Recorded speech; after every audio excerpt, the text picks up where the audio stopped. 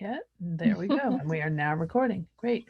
So welcome everybody. I am Karen Schwalbe. I'm the Executive Director of SEMAP, the Southeastern Massachusetts Agricultural Partnership. And we are the buy local organization for Bristol, Plymouth, and Norfolk counties. So we work with farmers to help them do business management, marketing outreach. We do marketing of local food to consumers, and we work with underserved communities to provide access and help them get access to local healthy food. A part of the work we do is educating consumers, and one thing that we both, Khrysti and I, thought was very timely this year. Khrysti does workshops on backyard chickens that are absolutely phenomenal. And I've just seen so many people getting chickens for the first time. So we hope that this helps you all have a happy backyard chicken experience. And welcome to Khrysti, the Chickeness, and she is going to give today's presentation. So thank you. Thank you, Karen. I'm glad to be doing this. This is there's at least a couple folks on the, or at least who had registered, who I think have taken my 101 class, but I've been contemplating doing a 201 level class for many years, and this is the first time I've actually been able to take the time to revamp my presentation to have a little bit more in-depth info. So I'd love to see real quick. So first of all, I wanted to mention again, I know a few of you got this tip before, but if you're new to Zoom, at the bottom of your Zoom screen, you should have some controls if you slide your mouse down there.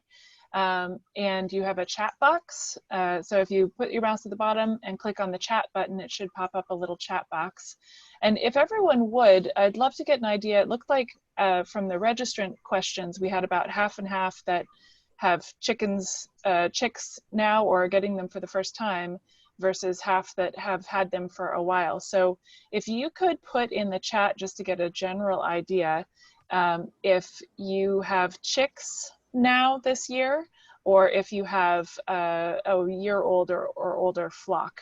So if you want to type either chicks or old ladies or something along those lines, that would be great. It would be really good to get an idea, because then I can see what we're going to address. Excellent, excellent. And then if there's anything that I don't answer throughout the course of the presentation, we'll have plenty of time for discussion and questions at the end too. So the goal with this presentation was to sort of talk about some of the more in-depth second level stuff, but this may be information that is not the most important for those of you who are brand new to them. So I don't want anyone to get too overwhelmed. We're going to be talking about a lot of troubleshooting, and these are problems that you may not ever have. So don't worry too much. And it looks like we've got a lot of chicks and a couple with some older ones. Great. Thank you. I appreciate that. The other thing that I was going to mention is that in your, also at the bottom of your Zoom screen, you have the option to turn your video on or off if you would like to. That's an option. And then in your little video box, so the little box showing your video or your picture, at the top right of that, you have 3 little dots, and that has gives you the options for changing your name if you want to. You can also mute or unmute right next to that little box. We're going to keep everyone muted for the majority of the presentation, but we'll give you the option to unmute at the end when you have questions. So with that, I'm going to go through some information for probably, I'm going to try to keep it to about 45 minutes because there's always more info, and I can chat chickens for hours and hours and hours, literally. So I'll try to keep it to a little bit of an overview so that we'll have plenty of time to get into more in-depth questions that you all might have at the end. So this picture, by the way, is my flock a couple years ago of my old ladies. Yeah, we'll carry on from there. So many of you may know this, but just as a reminder, all chickens are the same species. They're all Gallus domesticus, if you're a fan of specific epithets. the three species names. We started domesticating them about 8,000 years ago or so, for food. There's a brief anatomy picture there, and we will, by the way, also be sending out these slides afterwards too, so you'll have access to these. When we say chickens, we mean all birds that are chickens. If they're older than a year, in the female, we call them a hen. If they're a male, a rooster or a cock. If they're less than a year, females are known as pullets and males are known as cockerels. That pullet term, sometimes people start calling them a hen once they start laying, which happens about 5 or 6 months old. But for them, technically, if they're less than a year old, they're still a pullet. And then of course, bantam versus standard or large fowl. So bantams are the small breeds and standard or large fowl are the standard size, more typical breeds. Most of you probably know this at this point, but no rooster is necessary to have eggs. It's a really, really common myth. So when you're talking about urban or suburban flocks and people thinking that chickens don't belong, they often feel that way because they believe that roosters have to be part of the mix to get eggs. And once you let them know that that's not true and it doesn't have to be as noisy, that can make a big difference, which is nice. I had put this in here just in part because it's fun, but also as a lead-in. So some of the things that we're going to be covering today is adding new birds into your flock. If you want to do any upgrades to your coop situation, and things like that. So we'll be talking about that. And I put this in here because for many folks, I often don't recommend for brand new chicken owners. I often don't recommend getting the top right picture here is a frizzle Polish. So Polish are one of the breeds that have the big crest and a beard, which makes it hard for them to see. Same as the silkies right underneath it. And these are the two feather gene mutations that we've bred into chicken breeds. So the frizzle gene makes the feathers curl backwards, and the silky gene, let me see if you can see my mouse. The silky gene for that brown bird there is when we bred them to have all of their feathers be down feathers, which makes them very fluffy and very cute. But it can mean that they can get picked on by some of the other birds. Sometimes they're a little skittish if they can't see very well. But one of the things that people who've had chickens for a little while might want to consider is maybe adding these more unusual types of breeds into your flock, which you certainly can. They definitely, they may take a little bit of additional consideration, though, to be sure that they have protection in place, because neither of these birds can fly very well. They have no lift. Their primaries are not doing their job of providing lift, which means they don't have their primary defense mechanism. And also with the impaired visibility, they can get picked on, or they need to sometimes be shown where things are when you first get them. So, so that's my segue into the first thing that I want to talk about, which is introducing new birds into an existing flock. I want to say, so there's a lot of you, according to the comments in the chats, there's a lot of folks who have chicks this year and are new to it. I will be teaching another of my 101 version classes sometime in the next couple weeks. So this course today will not cover some of those basics, so we'll touch on them a little bit. But you're definitely welcome to take the next course as well to get a little more nuanced information about coop setup and some of those other considerations that you want to be thinking about at the start. We'll talk a little about coop setup in a little bit too. When you're introducing new birds, so what I want to point out in this slide here, and I apologize, I didn't have a better picture of my setup. So, well, let's go over some of the key points first. In my experience, introducing new birds into an existing flock, and we're talking about a situation where you have a coop and run that's all contained, that's relatively confined.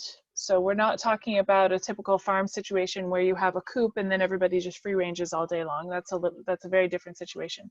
When you have them confined like this, you have to be a little careful about how you're introducing the new birds, because if you just throw them right in there, they'll get picked on by the existing flock because they're intruders. They're not supposed to be there, according to your existing ladies whose house that is.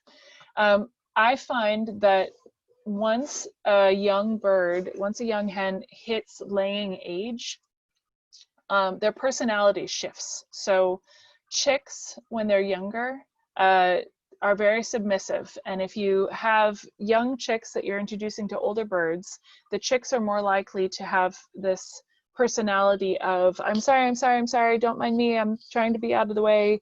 And they just act very submissive. And for some reason in chickens, when another bird is being submissive, there's something in them as the adult bird that is almost sort of an involuntary dominance behavior. So if a chick is being very submissive, the adult bird often will be like, oh, I guess I'm supposed to chase you because you're acting like I should be chasing you.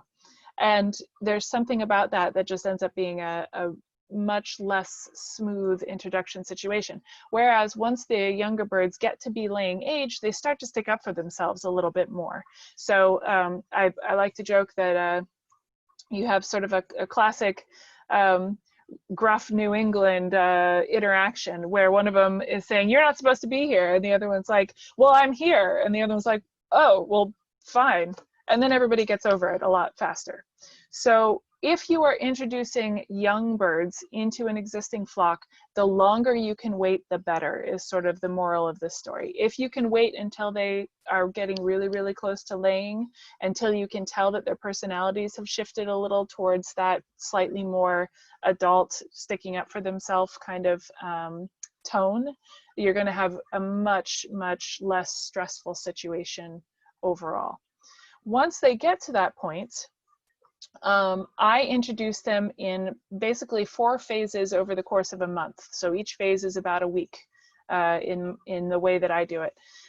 Like I said, this picture, it may be a little challenging to see, but I'll try to describe it. So all of the coops that I install are designed similar to this, where the coop house is raised so that, and the run is fully attached, so that the flock has access to the area under the coop typically, and then has a ramp up into the coop where they roost and where the nest boxes are.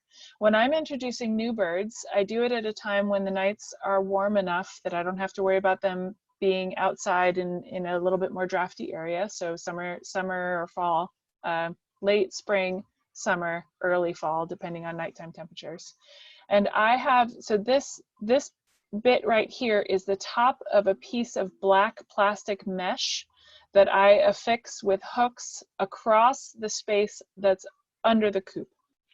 And this under coop area becomes the housing for the new birds, the young birds, for basically the first 3 weeks. That's their main house.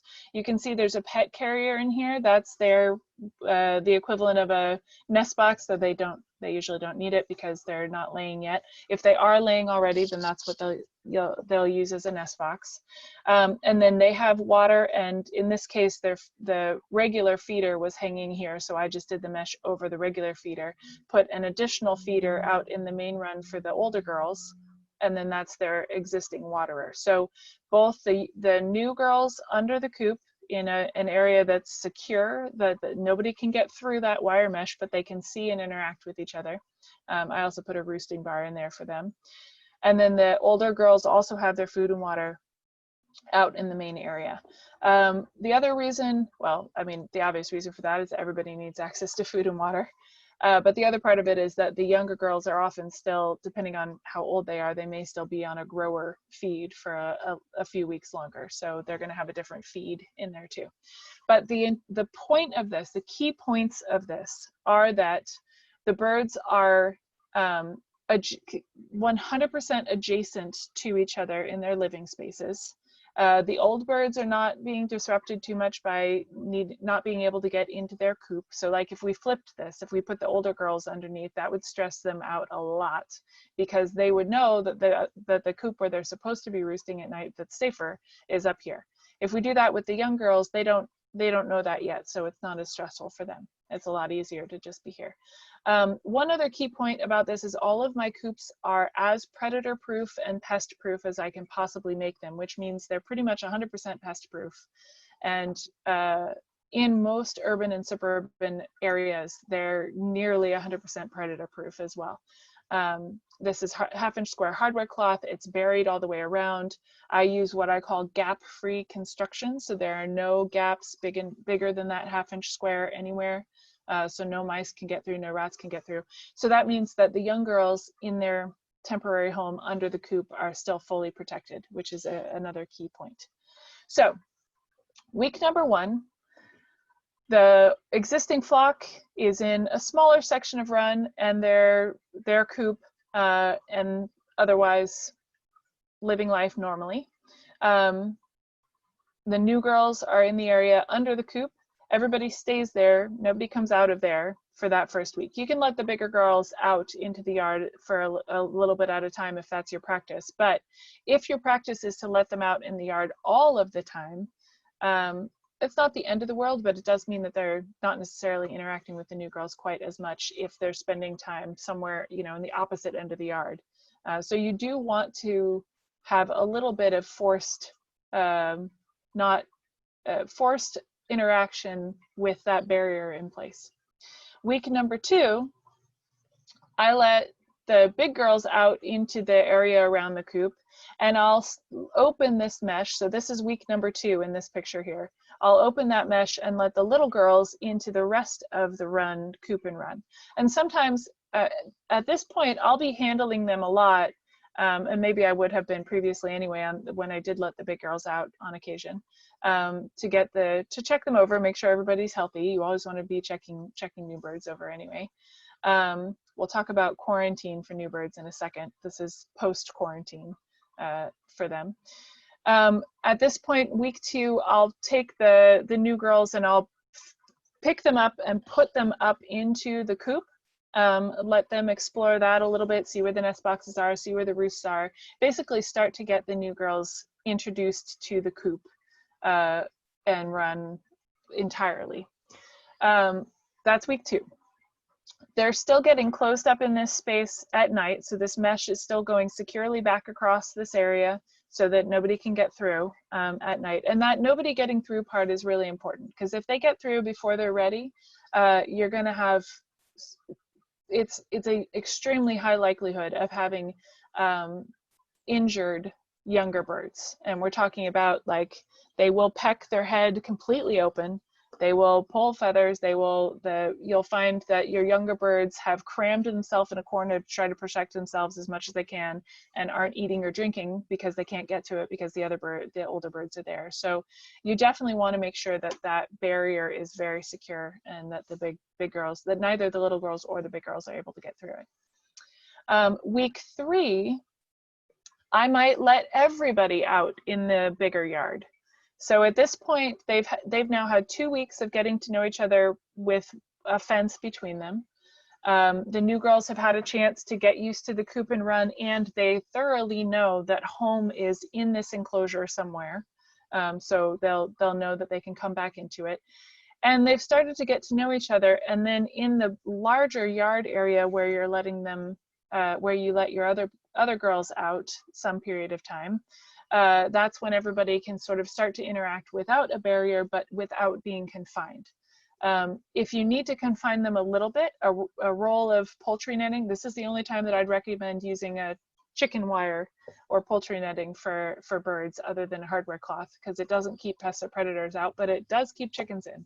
So if you got a nice big roll of, say, the 2-foot poultry netting to make a giant sort of fenced enclosure around your coop and run, if you wanted to contain them a little bit, just make sure there's some cover in there. Make sure you've enclosed a couple bushes or leafy areas, stuff for them to do to keep them entertained and distracted now that they're going to be out interacting with each other, and also cover for predators, and so they feel safe.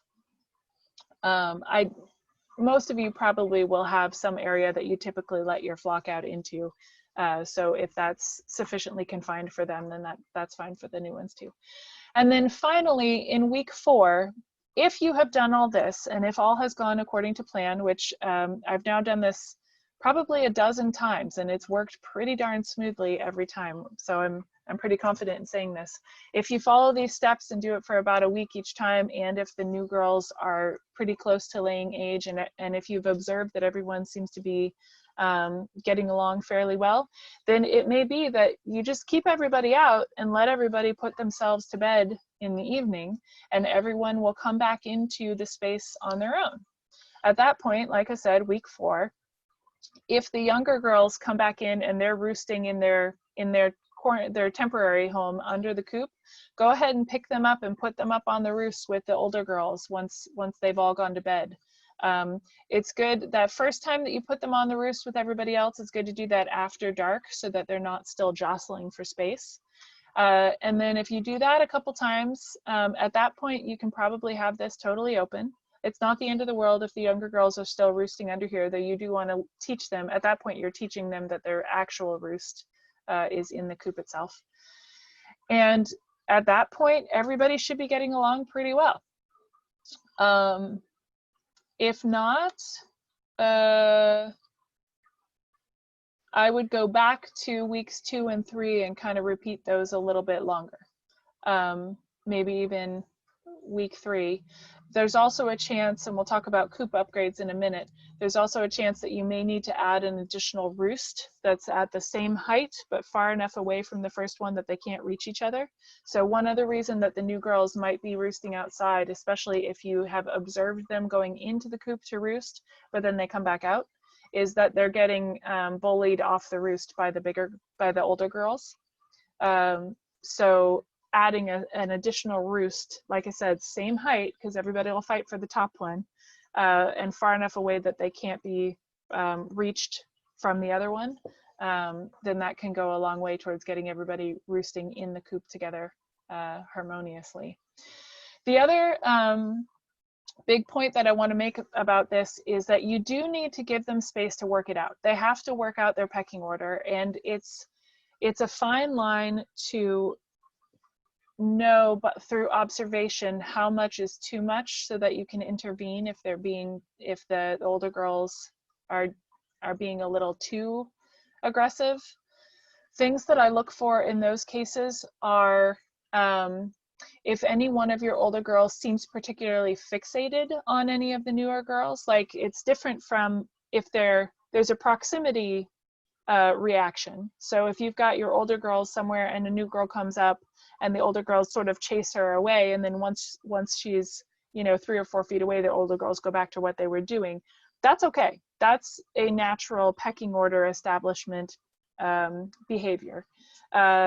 Similarly, if you see one, you might have observed this, the submissive bird will kind of crouch down and sort of hold still when the dominant bird comes up, and the dominant bird may peck at them a little bit, but will kind of look at them and make sure that they're still lower in the pecking order, and then they'll just walk away. That's great. That's fine. They may even have a couple little chest bump mini battles. 1 or 2 of those with a chest bump or 2 is fine if you see one of the birds obviously acquiesce after a moment. So that's a little conversation that they just have to have in order to figure out who is where on the pecking order and to establish that and reinforce it. So you definitely want to let those happen as much as you can. But again, while observing for the thing that you don't want is if you have a bird that's just keeps following the new ones around, pecking at them and chasing them. If it seems like, if you get a sense that any of your new birds are feeling harassed, like they just can't get away, they're never relaxing, that's an issue. And one thing trick that I really love in that instance, it's almost always going to be your most dominant. No, that's not true. Your most dominant bird is usually pretty confident that she's the most dominant and she's fine. Sometimes not. Whichever bird is being the bully, pull them for 48 to 72 hours. So have your inside quarantine set up that you have for a sick bird, pull your dominant bully hen, stick her in there for 2 days. She's on timeout because she's being a jerk. And then let everybody else figure out their stuff. And then when you bring her back out to reintroduce her, she's been usually knocked down a peg or two. And now she's kind of not completely, but a little bit new. You don't have to go through the whole process. You can just introduce her when everyone's out, like you would the week 3 step of letting everybody out together. And at that point, usually the younger ones have become enough a part of the rest of the flock that the most dominant bully hen is a little bit less of an issue. If it's still happening, you can try that again, remove her for a couple more days. And each period of those couple days, you're basically making her less, her position in the pecking order less assured, and also giving everybody else a chance to integrate well into a flock together. And that usually does the trick.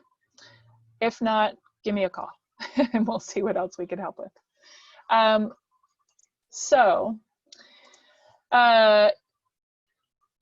was a lot of info. So basically the 4-week plan, first week separated with a fence, second week, big girls let out, young girls get to know the coop and run, go back in their separated area at night. Week 3, everybody gets let out all together in the larger unconfined area, excuse me. Week 4, by that point, everybody should be coming in to go to bed together at night because they all know where bed is. Might have to pick the young girls up and put them on the roost, might need to add a second roost. And then at that point, everybody should be pretty good. If you have more questions about this, go ahead and stick them in the chat or write them down and we can talk about it more at the Q&A, but I'm going to move on otherwise. Just a really quick note for rehoming old birds. So I've worked most of my work, and I didn't say this earlier, but at this point I've worked with almost 200 flocks and over 1,000 birds in the greater Boston area for the most part. So the work that I've done has primarily, not exclusively, but primarily been with what are known as micro flocks. So we're talking about a flock of 6 birds or less usually, maybe up to 10 or 15, but it's still a fairly small flock in the grand scheme of things. In a fully enclosed coop and run structure that's relatively small. So ideally has at least 10 to 15 square feet per bird, maybe a little bit less, maybe a little bit more. But one of the considerations in that situation is that if you only have room for 6 birds, if your town only allows 6 birds, and you know that your birds laying will peak around 2 or 3 years old and then might get less and less as they get older. At some point, you're going to have older ladies who can live 10 to 15 years old, can live to be 10 to 15 years old if we give them the chance. You're going to have some older ladies that aren't laying so much anymore. They may lay a little bit in the spring. This is egg season right now. But they probably won't lay very much in the summer if it's really hot, in the fall when they're molting, in the winter because that's dormant time. And you may want to find a home for these older birds so that you can make room for younger birds so that you can have more eggs again. The short answer to rehoming older birds is there's no silver bullet. There's no perfect answer. If they go to, if you're able to find a new home for them where they can live out their life as a hen, is what we affectionately call spent hens, though sometimes they're not fully, but still. They'll need to be gently introduced using the same method that we just talked about for introducing young birds into our existing flocks. They risk exposure to new parasites, pathogens, or predators in this new situation. So in the Boston area, there always seems to be a lot of people I've worked with have this friend in New Hampshire who has a farm, and that's their end game plan, is that their birds, when they are no longer laying, they're going to go to their friend in New Hampshire. And I try to acknowledge the realities that if your bird has grown up in this very protected urban setting, they may not have some of the life skills necessary to continue to thrive on your friend's farm in New Hampshire. And that just may be the reality of it. So that is a risk. that you will be taking in finding that option. It would be great to find another sort of backyard chicken owner, and this does happen, who you know is going to take good care of your older ladies, but that also may not be an option. Another option that many take or many consider is a pretty classic traditional homesteading approach. If you are not contributing to the farm, you don't get to continue to live on the farm, and you contribute in other ways, which is to say you become food. So when we're talking about typical backyard flock breeds, most of them are what are considered dual purpose, kind of for this reason. They're decent layers, but they also make decent table birds. So you had your one flock of dual purpose breeds, and they were both your egg layers and your meat birds also. But if you have an older hen, depending on how old she is, there may or may not be health issues going on, depending on her age or her condition, what quality of stock she came from, and all of these other things. So, and I want to say with that too, this may be obvious to some, but just to have it said, if a bird dies and you don't know why, do not eat it. That is not a good idea. It died for a reason, despite the fact that we often don't know why our chickens died. And we'll talk about care in more detail in a moment. But you can be guaranteed that it was for some reason, either an illness or unknown injury or something. So I don't recommend eating those birds if that's what has happened. Many folks that I know have a neighbor who I think there are certainly many cultures in the world who raise birds for meat on a really regular basis still. So a lot of times someone maybe has a friend that they know is experienced with processing the birds and can take care of that for them, which is also an option. I will say, if you are planning to process your own birds, and by process I do mean gently and humanely killing it and processing it for meat, I strongly recommend finding someone who has done that before, who you can work with to show you how to do it the first time. You can watch all the YouTube videos you want. It's easy to do once you've done it, the physicality of it anyway. But if you've never done it before, it can be kind of challenging. So, so those are my tips with that. There's a quick question related to this that just came up. Are there places in southeastern Massachusetts that process birds for meat? The answer is yes, or at least there's one, I think maybe just over the border in Rhode Island. There's another just over the border in New Hampshire. But there are a couple of places that will process meat from small flocks. So that's sort of the kicker. There are a lot of meat processors, but many will not take birds from a non-registered a non-certified producer. So we're lucky that we have a couple around here that can.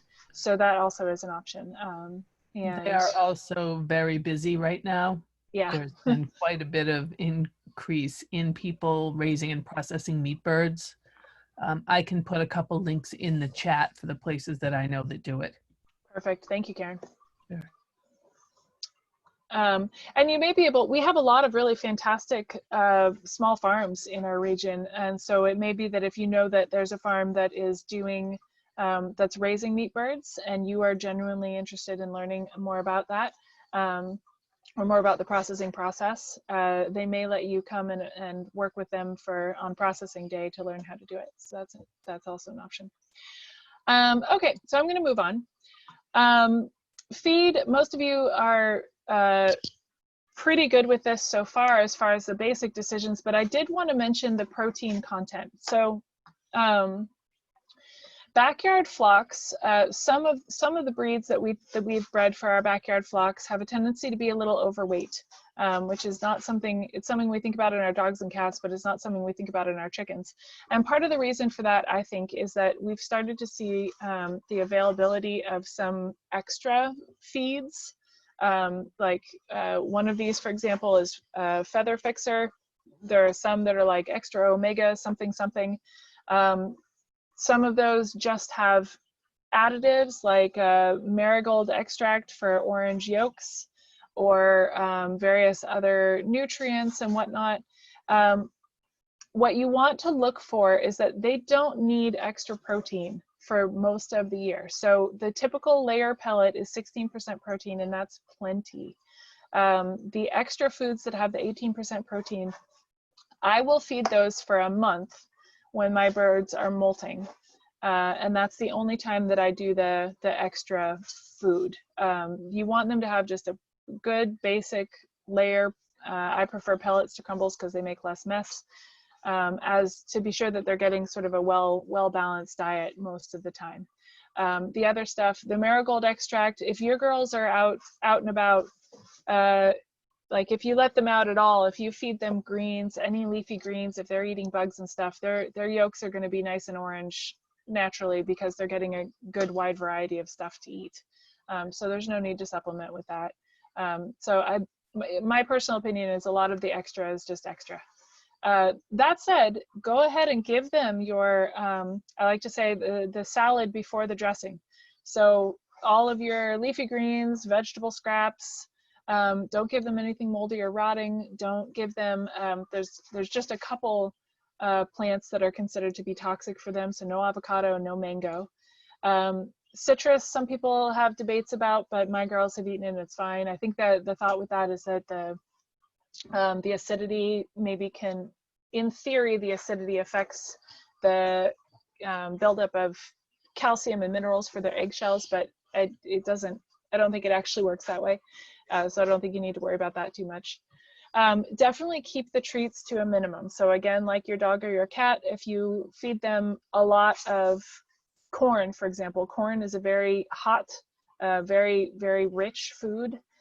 If you feed them handfuls of corn treats multiple times a day, that's not very healthy for them because you're filling up their crop with that, and they're not going to be eating their broccoli, as it were. They're going to be getting all ice cream.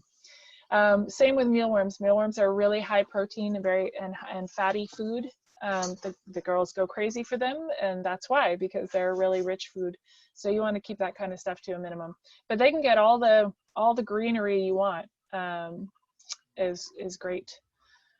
Yeah, so that's all I wanted to say about food. So health. So I'm going to cover a bunch of stuff with this. And this is one of the areas where, for those of you who are new to chickens, for all of you on the call who have just new ones, or or this is your first year with them, even if it's your second year with them, know that many, actually, you know what? I'm going to skip ahead and I'm going to do my summary first. So, like with many pets, like with ourselves too, if you have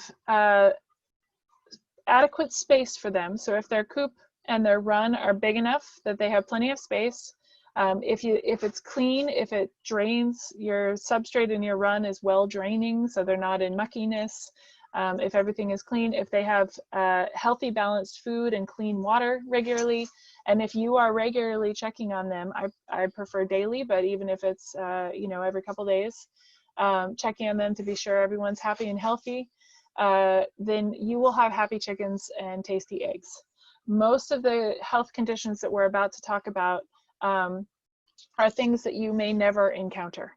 And the other part of this too is if your birds come from good healthy stock. So if they are high quality birds, which is to say, there are some that you can get that are sort of puppy mill variety type, and they are frankly more susceptible to health issues later.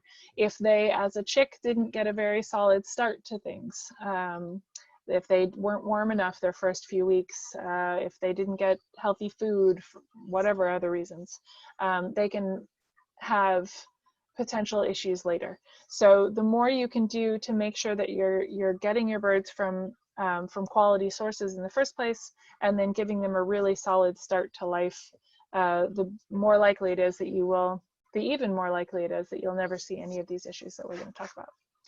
So having said that, the stuff that you might see at some point or another parasites, both internal and external, injuries, and this includes potentially predator attacks. So there was a question earlier asking about a bird that I had been recuperating inside who got attacked by a hawk a couple weeks ago. She's great, she's doing well, but that was something that needed to be addressed. Bacterial, fungal, and viral diseases, and stuff that's good to have on hand and good to be prepared for is to have a quarantine set up. So I tend to use either a large, medium or large black wire dog crate, or, and you can see right now, because I still have it set up from the other one, this is my current quarantine setup. It's basically a big rabbit cage that I have sitting here in my office. It currently has a bird in it because we're going to get to look at her and do a health check in a second. But that's also the same cage that's in the picture there in the bottom right with a different bird in it. So you'll see I have a board there with food and water. I now actually have dishes that clip onto the side of the cage that are, especially for water, it's a little easier to keep clean. So you want to have your quarantine set up, prepared and ready to go ahead of time. The other thing you want to have prepared and ready to go ahead of time is to know. So many people who keep chickens, they're a relatively cheap pet. They fall, or at least most people believe them to be cheap. They fall somewhere in between the category of family hamster and family cat with regards to level of care, I think. So family hamster, you're probably not checking it over for health things very often. If it does get sick, chances are good you're probably not gonna, you may not even notice in the first place, and you're probably not going to take it to a vet because it's a hamster. Maybe you do, and that's great, and I support that. But you might not, and that's also okay. For your cat, though, it's probably pretty noticeable when they're not feeling well, and you notice those things because you're interacting with them a little bit more, and you're probably planned to take them to the vet if something were to happen. So with chickens, what I like to recommend for everyone is, whether or not you think that you're going to want to take your chickens to the vet, know who your nearest vet who can see chickens is ahead of time, because you are going to fall in love with these birds, and something may come up where you know that you need to see a vet, and there are not that many vets who see chickens. So knowing who that's going to be ahead of time is going to be really helpful as part of your planning ahead. And then the other thing is to have a first aid kit. So I put in the chat, and I'll do it again right now for those of you who joined us a little bit afterwards. There is, so in the chat is a file. For those of you, there's at least one person on a phone, so we'll email this out as well along with the slides. But this is it's an outline for this class. The outline is actually from my 101 class, so it doesn't line up exactly with what we're covering today, but the basic topics are on there. And the other thing that's on there is, in the health section is a list of what I have in my first aid kit. That includes things which I'm going to show you on the video here, like Vet RX. I don't know if you can see that, but this is the box it comes in. The bottle inside is a little brown bottle. This is Vet RX specifically for poultry.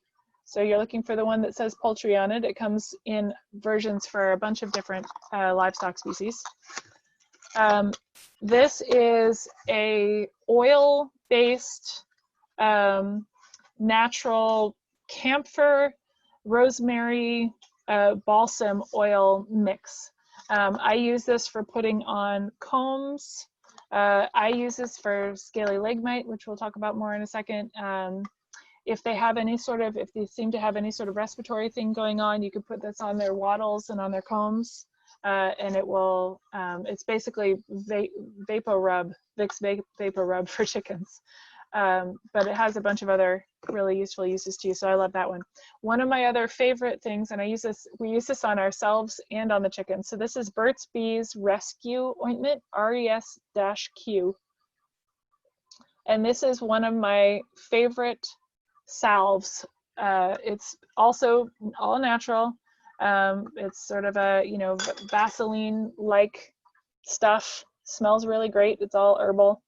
I use this to be honest. I use this for myself on any scratches or injuries, on bruises, on, you know, little moles, and I don't know, any skin issues. It's just sort of a general skin salve. If you have injuries, so part of the reason that my little girl who had a hawk attack healed so fast is that on the wounds, that there was one wound that needed to drain and we left that open, and I did not use this on that, but I used this on all of her other scratches and cuts, and they healed within a couple days for the more superficial ones, and within a week for she had a couple that were pretty deep. It's just amazing stuff, and I love it. Another thing that I keep in my first aid kit, and you can buy this at Petco. There's other things, by the way, let's see, VetRx you can get at most feed stores or online. The Burt's Bees Rescue Ointment is available at some pharmacies that have Burt's Bees products. This particular product is not something that is commonly carried along with all the other Burt's Bees things, so you may need to find it online. If you have like a natural food store or co-op or something, they may carry it, or certainly could order it for you. This stuff you get at the next three things actually you can get at Petco or PetSmart, or pretty much most pet stores that have bird stuff. So this is Ultra Care Mite and Lice Spray.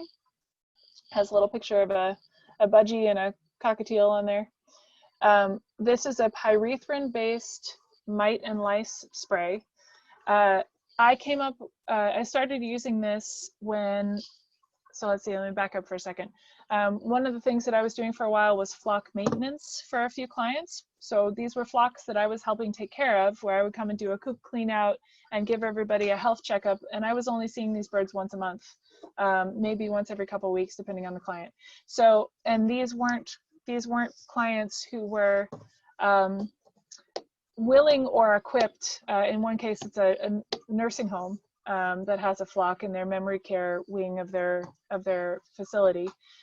They don't have a spot where they can bring all 6 of their birds in and give them baths and you know, treat them with Vaseline and blow dry them off and keep them inside and warm to dry all the way. You know, that's just not something that was possible. So this I discovered, and it works really well to spray. If you find that you have mites or lice on your birds, you can spray this in a couple key areas. It does get into their system, but it's something that does not require an egg withdrawal period, which is kind of great. Most other internal medications that you would give to a chicken either are not approved by the FDA for use in egg-laying birds. That doesn't mean that we as a chicken community don't use them. It just means that they're not officially approved. Or if they are approved, they have an egg withdrawal time of 2 to 4 weeks, depending on the material. Most folks, even if we use something that's not officially approved, there are off-label uses for things. Most people there seems to be a general consensus that waiting at least 2 weeks, if not 4 weeks to be sure, after the last treatment of whatever it is, before you start eating that bird's eggs again, is generally a good idea. But like I said, this is pyrethrin based, which is the same stuff that's in like Frontline flea and tick for dogs and cats, and does not require a withdrawal period, which is kind of great. One other thing that I keep in my first aid kit, I like to use the little cat nail clippers. So these are the little ones. I use these to trim nails. I also use them occasionally to trim beaks. Sometimes if there aren't a lot of stones around, or just some birds, their nails and hair grow really fast, and their beaks grow really fast. So sometimes you just need to trim the end off a little bit. Which you'll be able to see if it looks like their beak is super long, just like with nails. You can see where it sort of overhangs a little, and you can kind of trim that a little bit. I recommend having a file if you do that, just make sure there aren't any sharp edges. If you are trimming their nails yourself, do not ever do that without some sort of styptic powder. I don't know if you can see this with the glare, but this is called Quick Stop, KWIK. There are other versions of this material, but it's styptic styptic rather, STYPTIC. This stuff stops bleeding. So if you end up quicking, what's called quicking the nail, if you cut it too short and you hit the blood vessel, this is it's just sort of a little, I don't know if you can see it, little powder on there. And I usually dump a little bit of this into the lid and then just dip their cut toenail into the powder so that you coat the entire cut surface in the powder, and that will stop the bleeding. It's not a particularly dangerous thing if you cut their nails short. They just bleed a lot. So it's nice to not have it look like a murder scene, and also make sure that the bleeding is done before you put them back in with everybody else. So this stuff is key. And like I said, I never, ever, ever trim nails without having this stuff around for that reason. The other part of that is it's okay if you quick a nail. It happens to everybody. It's very common. There are a couple other things on that first aid list, or first aid kit list. I'll let you guys take a look at it. One of those is actually here in this picture in the middle bottom picture there. It's a dropper bottle. I know it's hard to see there, but it's a baby vitamin, like a human baby vitamin called Polybisol, POLYVISOL, dashes in the middle of those. So it's a liquid baby vitamin. You want the version, the plain, just totally plain version, so no iron added, no other stuff added. You can sometimes find that also at drugstores or grocery stores in the baby vitamins aisle, the baby stuff aisle, next to the Pedialyte, which is another thing that I like having on hand. But that's another one that you might need to order somewhere. That one's great for just a little nutritional boost. So when you bring a bird into quarantine, if you have a bird that's sick, and we'll talk about what to look for that in just a moment, but if you have a bird that's sick and you bring them into your quarantine cage, most of what you're going to be doing in the absence of veterinary attention is going to be what we call supportive care. So this is, you're basically bringing them in, you're making sure that they're warm. So usually room temperature in a house, somewhere around 70 degrees. You're making sure that it's not drafty. You're making sure that the space is quiet so they're not getting harassed by their sisters. You're making sure that they have plenty of food and water and bringing them in where they're separated so you can observe just how much food and water they may or may not be eating. And you're basically making it as easy as possible for their body's systems to do what they do, which is to try to get better. So things like the baby vitamins, like the Pedialyte, like being warm, are things that will help their immune system naturally do what it does. If that doesn't work, the thing with chickens is this, and this is sort of another key point. Chickens are a prey species, which means that it's an evolutionary adaptation that they have developed to hide illnesses as much as possible.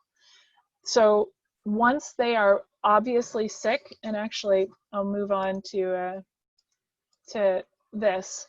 I'm sort of skipping around a little bit, but in the chicken world, the joke is that chicken is NQR, which stands for not quite right. If you start to see something about your bird's behavior that just feels off to you, and especially if you're observing your birds on a regular basis and you know what typical behavior is, and typical and behavior really is sort of the key. You know what an alert bird looks like, you know what it looks like when they're acting normally throughout the day, you know that they maybe have nap time in the afternoon, but there's a difference between a bird being lethargic and just being nappy. So if you start to see these things that just make you feel like they're a little off, that's when you want to bring them in. That's when you want to first start paying hawk-like attention. And I say that sort of ironically, but also because you really want to be paying a lot of attention to that bird. Because once they start to show signs, they can be really, really, really sick really, really, really fast. So if you're seeing any of these signs of behavior, so whether you might see that a bird is a little droopy, like they have a droopy tail. This is a good example here where there's nothing really clearly wrong with this bird. She has her head kind of sucked into her body just a little bit. She has her tail down a little bit. She maybe is moving a little more slowly. You'll start to see birds, if you ever start to see them like falling asleep while standing, that's a really good sign that something's going on. If everybody else suddenly starts picking on one bird, their flock mates can tell when they're sick way before you can. So that's usually a really good sign that I've discovered that a bird has something going on. So if any of these things happen, that's when you want to perk up and really pay attention. If they get to the point where they're like these bottom two pictures here, and they're obviously really not feeling well, you are bringing them inside, you're trying to get them to eat something, you're giving them vitamins very gently. Like you don't want to offer additional stresses, but at that point you want to be offering them as much support as you can. And know that if they're really, really lethargic, you might have 24 to 48 hours before they are a dead bird.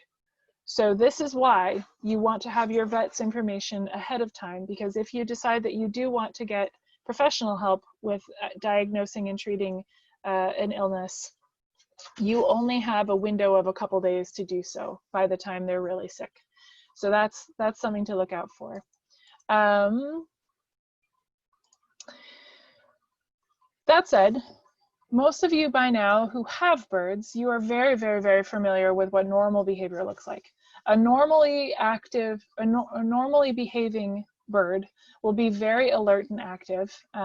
These pictures are all just grabbed from the internet look up pictures for chickens or sick birds or whatnot. All of this is normal stuff. If a bird is molting, so this is this bottom left picture here. By the way, I highly recommend, if you're worried about what molting looks like, go to backyardchickens.com forum and search for the worst molt contest. They do one every year, and you get some really phenomenal examples of naturally naked birds that are only naked for a month. But yeah, so it will help you feel a lot better about that moment when you walk out into your coop in the fall and it looks like someone was murdered because there's feathers everywhere. But know that it's okay, they're just molting. So if they look like this and they have these are called pin feathers, they have their new feathers growing back in, usually a bird will naturally molt progressively. So they start with the middle back, and then the sides, and then the neck, and then the wings and the tail are last. Wings and tail, and then head and neck are last. So usually they do that in stages.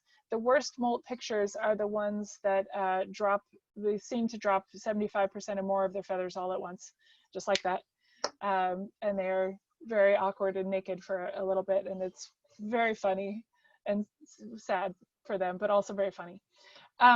Unless they do that late in the year and it's really, really cold, you don't need to give them a sweater.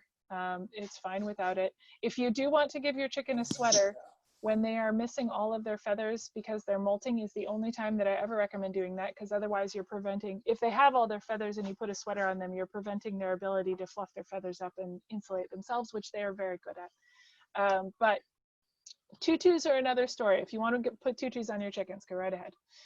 That doesn't block their ability to insulate themselves.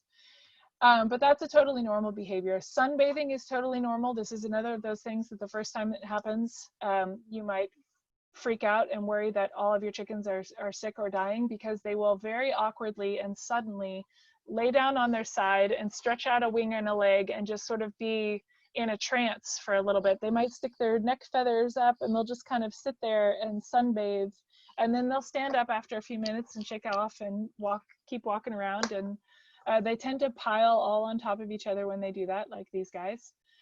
So if that happens, that's okay. That is totally normal behavior, and that's great. Dust bathing, also totally normal.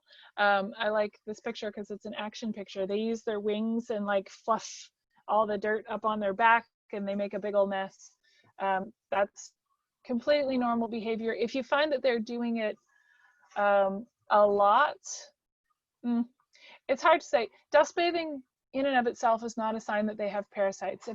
If they do have parasites and they're itchy, they will want to dust bathe more, but that's a very loose equation, so don't worry too much about it. I'd be more worried if you see them itching or shaking their heads a lot or something like that. That's usually a parasite sign, but we'll talk about parasites in a second. Broody is also totally normal, and that's another call that I tend to get sort of later in the summer from people is my bird is sitting in the nest box, is she sick? If she's all hunkered down like this, and especially if when you go in to mess with her, she sort of fluffs her feathers up and starts clucking at you and, you know, making sort of grumpy sounds, your hen is broody. That means that she has decided that she needs to sit in the nest box, whether there are eggs there or not. There are ways of snapping a broody hen out of it, which I'm not going to go into too much right now, but we can talk about that later if people have questions. This picture here is also a broody hen. So the other sign of this is that when they come out of the nest box, they also fluff themselves up and they make that kind of grumpy mama hen cluck sound. It's another totally normal behavior. This picture here I have because napping in the afternoon or throughout the day is also totally normal. If everybody is like, they'll take little naps a couple times a day, usually all together. Usually they're also usually having sort of a group preening session. So everybody will sort of be standing around preening a little bit. Maybe one of them will settle down and take a little nap for a little bit. I have this picture, however, on the next slide also, because for me, with the experience that I have looking at this picture, I consider the bird on the left to be not one that I would take notice of, but the bird on the right, something about her eyes looking a little bit irritated, maybe something about the way she's holding her neck. This is a very subtle, but a good representation of it. One of those instances where there might be a really subtle difference between a couple of your birds, or that starts to show up in one bird, that would make me start to pay a little bit more attention. And if she were sick, to catch other signs of that sickness super, super early. So I would keep an eye on that. I'm going to go into some more detailed health issues keeping going on. And there's a question I just got a question about talking about impacted or sour crops, which I will get to. Yeah, we'll talk about that in a second. Remind me if I forget. So lice and mites are really common. So these first couple ones are a couple of the things that you will almost definitely have at some point because they're really, really common. These are things that are sort of exceptions to the rule of keeping them happy and healthy and with the best care and the best house and all the best food and all that stuff. These things will show up anyway. They get transported occasionally by wild birds. Some things may be in the environment already.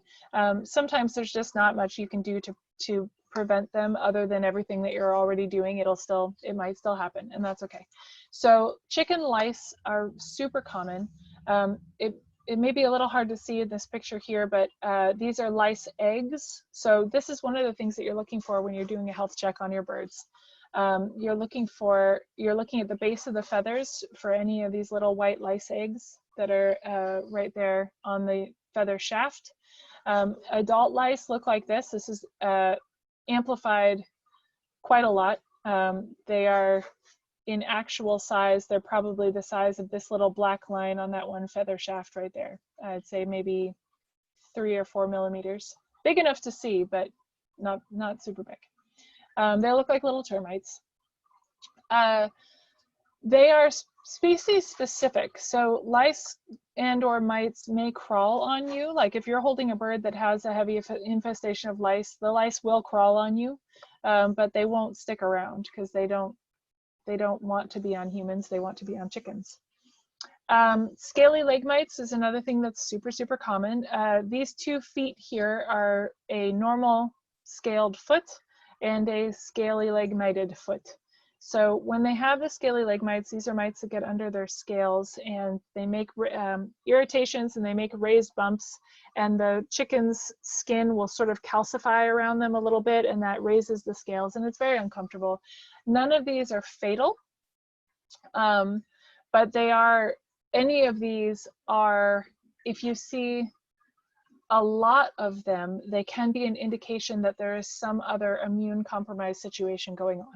So if you have one bird that has a heavy infestation of lice, or that you notice has really bad scaly leg, and all of your other birds seem to not have it, I would keep an eye on that bird. This can be another indication of some other illness, underlying illness going on.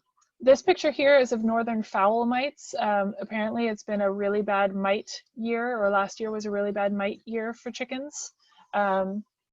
These are both things. So lice don't tend to get into the coop and the environment much. In my experience, they're pretty much only on the birds, and that's where this spray comes in handy. For the mites, they can get into your coop, and basically they'll hang out sort of in little cracks and nooks and crannies in your coop, and then will come out and get onto your birds at night. There's a quick question from somebody who has to go. Yes, this information will be available after the webinar. We'll send out the slides too. This middle picture here is of a very cute little bird, but what I wanted to point out about it is that these broken feathers on their neck are not a normal thing. This is can be an indication of feather mite, or feather lice rather. Excuse me. So feather lice are different from body lice. The body lice are these tan termite looking ones. Feather lice are long and slim and about the same gray as this bird's toes. They live on the feathers. You'll see them more on the feather shaft, whereas the body lice you'll see on their skin. But if you start to see feathers that look broken or kind of raggedy, and there was another picture, actually, I'm going to go back a couple.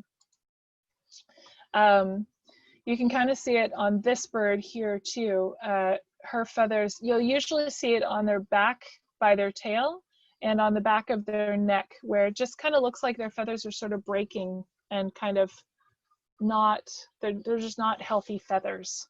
But that's a sign of feather lice. And so you can use the same spray on them for that too. For the mites, part of the treatment for that is to clean your coop and to spray it down with a treatment.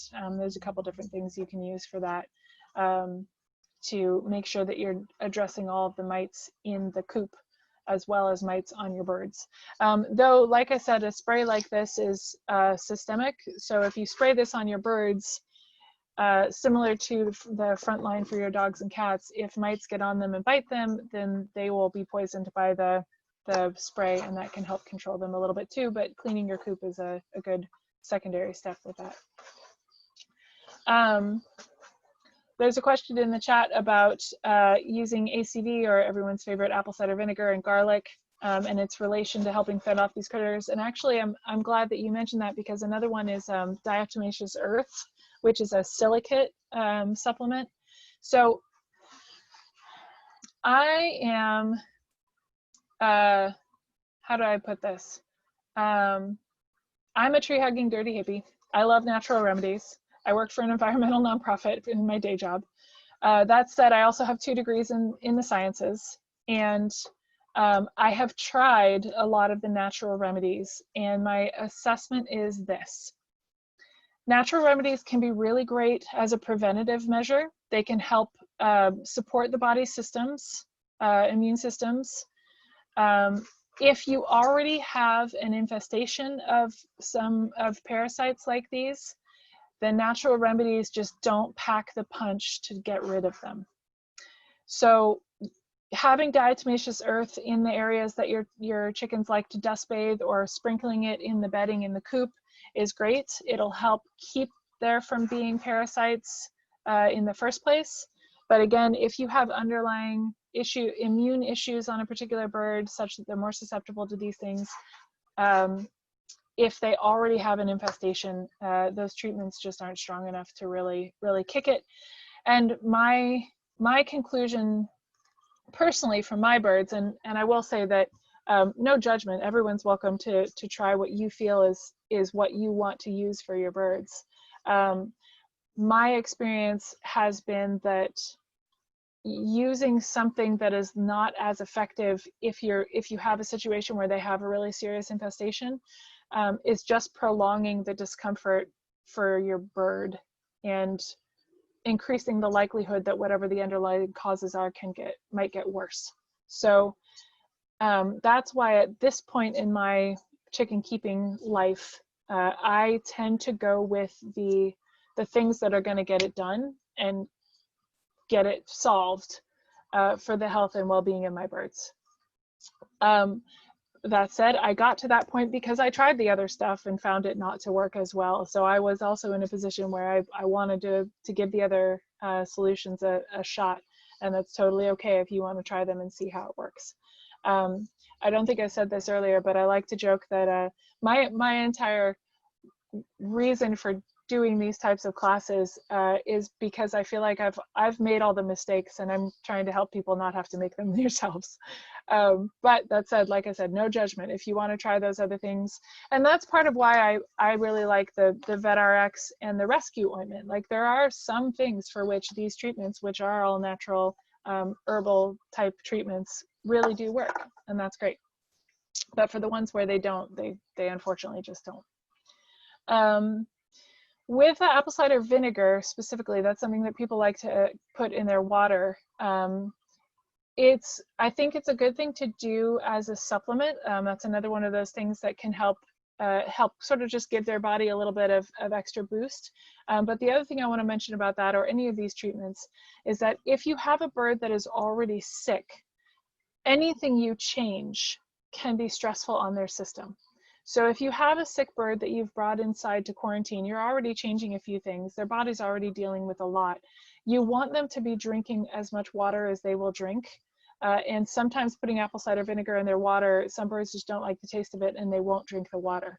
So the more important issue in that instance is to make sure your bird is drinking water and that their body is getting support. So I would be cautious about using apple cider vinegar or any other treatment like that. You want to see how your birds are reacting to it. So thank you for that question. I appreciate it. Internal parasites. Mostly this is going to be, in an older bird, this is going to be roundworms. Sorry for no warning on the poo pictures, but it's, it's pets. Any of you who have kids, you know that looking at their poo is, kids or pets, poo is a great way to tell what's going on inside.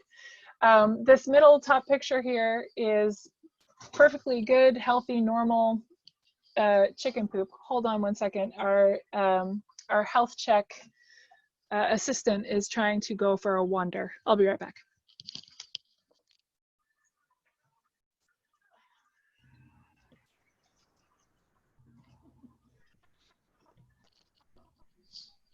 This is Fail, who is one of my smartest birds, and she is very good at leaving whatever confinement I put her in, which is fine.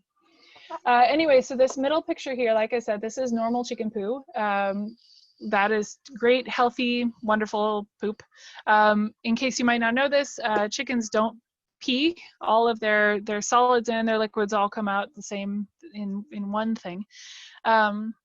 So the white on there, that cap is uric acid. So that's sort of the chicken equivalent of pee, but it all comes out with their poo. This poop here is also a totally normal poop. So once every 6th or 7th poop, they'll empty out this one other little tiny bit of their intestinal tract called the cecum. These ones are super stinky and sticky and yucky, but they're also totally normal, and that's fine. If you have really watery poop, if your hen's bum looks like this one on the left here, that's where you can tell that it's kind of sticky and she's maybe had some diarrhea. If her poop's sticking to all her feathers and she's not able to clean it off, that's a good indication that there's something going on with her internal systems, that she probably has parasites of some sort, is usually the case. It can be indicative of some other conditions, but in most instances, it's going to be a parasite issue, because parasites are another one of those things that are just super, super common. The most common internal parasites that chickens will get are roundworms, which is what's in this bottom right poop picture here. otherwise known as nematodes, which is a really cute name for a really frustrating and common creature. When it comes to internal parasites, there are a lot of deworming treatments that you can find information about. I don't, as with, and this is sort of another universal, I don't recommend treating for something unless you know that your birds have it. So you don't want to just randomly give an antibiotic of any sort, an antibiotic being the term for anything that kills something that's living.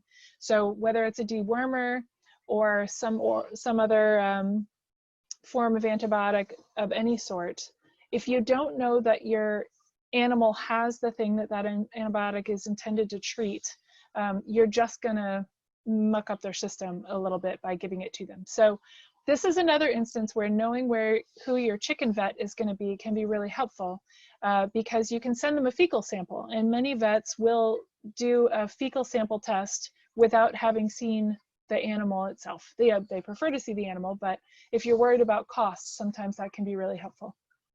There are some pretty straightforward treatments for worms. I tend to do it about once every couple of years in the fall, just after they're molting. You definitely don't want to eat the eggs for a little bit after using them, but there are some that are pretty straightforward. So that's something to look at and think about. I'm going to go quickly through this, and I will talk about sour crop through these next little bits because it is now 4:20 and there's so much information, and I want to cover a couple other little things, and then we'll have time for questions for whatever we don't cover. So other internal issues. So there, like I said, there was a question about an impacted or sour crop. So if we go back to the anatomy picture, which I'm not going to put up, but basic chicken digestion, they have a crop, which is sort of the pouch where they hold food when they first eat it. Then after that, they have a gizzard, which is where they have their grit, their little stones that grind up their food. So they don't have teeth. They swallow things whole. Their gizzard is where stuff gets ground up. And then it moves on through their intestinal tract. What happens with an impacted or sour crop, they usually go together, but not always. This often happens if they're eating long grass. So basically those grasses will make a little mesh and block the exit hole to their crop. So the food will go in, but it won't be able to go to the gizzard and then get chopped up and get processed. This is why you want to be really careful feeding your birds lawn clippings if the pieces are longer than just a couple inches, and especially if you feed a lot of it at once, because that can often lead to an impacted crop. It's obviously a really big problem. It's a sticking point in the works, as it were. And what happens if the crop gets impacted and nothing's moving through is that then it will become sour, which is to say it starts to ferment and it basically goes bad. So if you smell, it has a very particular smell to it, and it is a smell of infection. It's a smell of fermentedness. It's kind of yeasty because it is actually yeast usually that's causing the issue. There are a couple of different treatments that you can use for it. The person who was asking was saying that they were trying to use oils. Sometimes you can massage the crop very, very gently. It is a sensitive organ, so anything you do with it needs to be really gentle. If it's not if the impaction is mild and you catch it early, sometimes you can massage it and get the stuff to move around and unimpact itself, and then it'll start to move through their system. But you always want to watch that bird really carefully to make sure that everything does go through and doesn't end up fouling the rest of their system with other infection.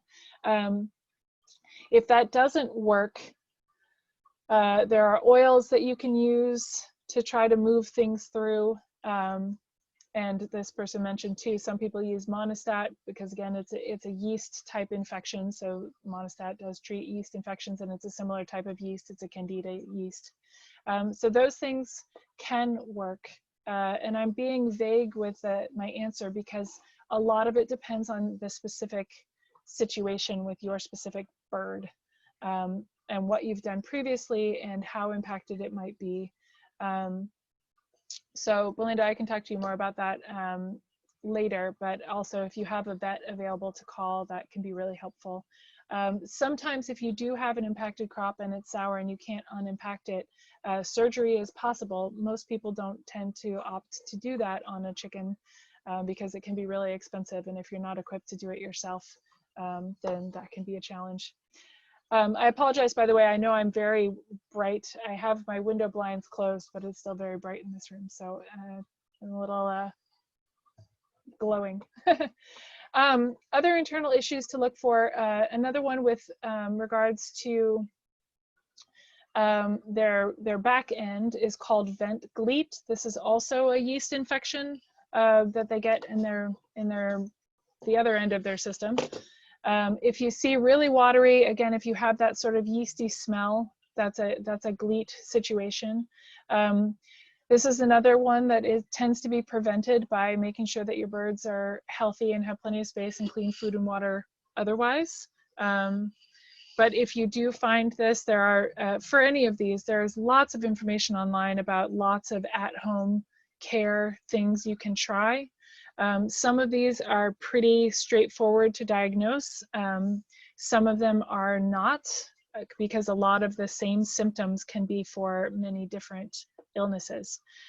These other pictures I have here, just to go over them briefly, this swelling here, this is, we never actually just determined exactly what this was, but I'm pretty sure it's a mycoplasma disease, or MG is another name for it. It's a bacterial disease that can be very pervasive in a flock.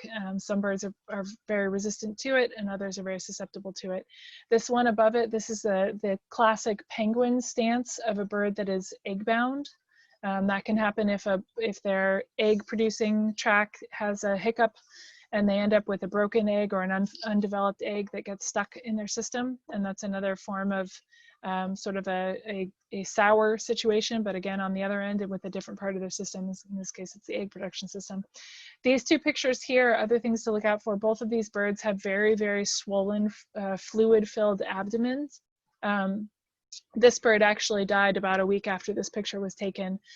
This day that I was there, this is one of my clients, but this day that I was there, she was very obviously showing that those NQR symptoms of being very lethargic. And then she had this big swelling. We had known that she was pretty old at that point. I think she was 8 or 9. And so we had sort of known that she was on her way out for a little bit, but at this instance. So this swelling here is fluid in the abdomen that can be caused by a number of different issues. So those are other things to look out for.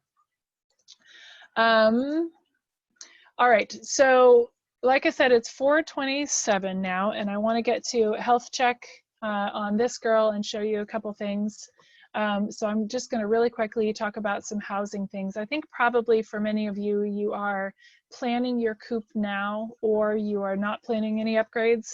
I did want to mention real quick that there is some yearly maintenance. One of those is in this picture I actually just took this morning. Sometimes your run will get kind of a crust on it. So you can see here, this stuff in the middle is loose and there's sort of this harder part around it. So about once a year or so, maybe more often if it needs it, I'll just go through and take a shovel and just loosen up everything and mix it all back together. My runs are about 3-to-1 soil to sand. So I put a lot of sand in there to try to, because you want them to drain really well and you want them to be nice and loose. It does make it a little bit more dusty, so you can adjust that mixture however you feel is best, but the key is that it's not wet.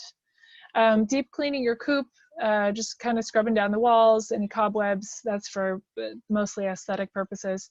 And then more importantly, checking all seams and hardware. If anything's rusting, if there's any moisture, if any wood is rotting, those are all things that you're going to want to make sure that you can check and upgrade as needed. Something else you might want to do, there's a couple pictures here of some little coops that are pretty cheap that you can get online that a lot of people start with, and then find that after a year or less, maybe even a couple months, that their birds have very quickly outgrown them and want to upgrade. So switching to a larger coop and run setup, I think it says this on your outline, but just to have it here, I recommend a minimum of 2 square feet per bird of coop space, house space. And for a small enclosed flock of up to 6 birds, I recommend a bare minimum of 10 square feet per bird of run space. That the run space to number of birds, and same for coop, is not a linear equation. So the more birds you have, the less space you need per bird for it to still work out okay. So this situation here, but just as an example, this run is 8 by 8, so 64 square feet. That's, in this case, that was big enough for, I had a lot of bantams, so, you know, 8 birds were okay in this situation. The coop was 3 by 4, 12 square feet. So that was, I was sort of pushing it with the 8 bantam birds in this particular setup. What I do now are more like this. So these coops are made by a guy in New Hampshire called Coops for a Cause. His coops are great. This is the 4 by 6, that's the 4 by 4. This run is 6 by 10. So these are examples of add-ons that you could do. If you already have a coop that's plenty big, but you didn't make your run big enough to start with, you can get a run separately and add on and make that bigger. The ones that I'm building now look a little more like this. These are modulars, so each wall section, and I have the plastic on for the winter, so I cover the whole thing in painter's drop cloth plastic for winter because it keeps it nice and cozy and draft free in there. But each one of these wall sections is separate, so these are 3 4-foot sections, and then 4-foot sections on the side. I do recommend for a run that it be walk-in with a solid roof. Walk-in for you, solid roof for your girls and for you, because it just makes your regular maintenance and your interaction with them way more delightful. All of these windows open for ventilation, so they're all covered with hardwood cloth on the inside, and they all open for complete cross breeze ventilation in the summertime. There's one on the back too. So ventilation versus draftiness, you want there to be no drafts at roost height in the wintertime, but you want lots, as much cross breeze as you can possibly get. This coop does have ventilation at the top, so it's never fully sealed. There's always some openings for excess moisture, for a little bit of air circulation. And this is the inside of that coop. So one of the other things that I find is an upgrade that people often consider is making the access door bigger. So that's one of the downsides of these little coops, is that the access door is only like a foot square. And yeah, you can kind of get in through the nest box and maybe the roof opens, but being able, this coop here, the entire side wall opened. I actually used a couple, an old cabinet door set for this side over here. And then, like I said, and same with these ones. So you can see this big access door on the side here. These coops, I kind of like to say that you should be able to open up the human access door and just climb right on in there like a tree house. And if you can do that, then great. It's going to be pretty easy to get in there and maintain stuff. So similar to that, I can climb right on up in here. I also, like I said, I like having the space underneath because then you don't lose that space as part of your footprint. But it also means that you're not, if you have a separate structure that's low to the ground and then your run is not contiguous with the area under the coop, that coop structure is a really great, nice, secure place for rats or predators or groundhogs or whatever else to hang out underneath it. So when you raise the coop up like this, you get lots of good airflow under there. You get a nice protected space that your girls will use, and you're protecting that space also from pests and predators at the same time. And then, of course, you might have decided that you want to upgrade things for winter. These runs, by the way, as you might have figured out by now, are way too small. These ones are decent size.